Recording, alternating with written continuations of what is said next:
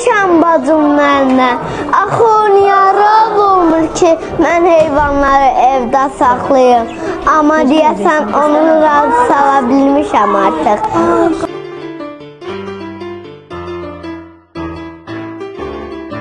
Oyanıb səhər tezdən bağçaya gedirəm mən.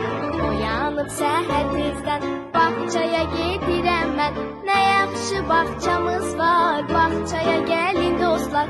Nə yaxşı bağçamız var, bağçaya gəlin. Girls all over the world. Pop a jump on your K-Funk. Official style.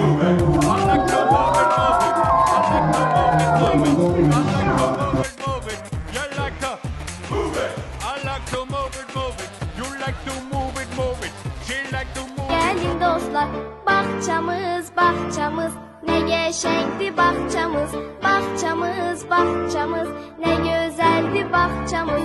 Bağçamız çox qəşəngdir, hər yanı gül çiçəkdir, sevimlidir bağçamız, bizim kiçik dünyamız. Bağçamız çox qəşəngdir, hər yanı gül çiçəkdir, sevimlidir bağçamız, bizim kiçik dünyamız.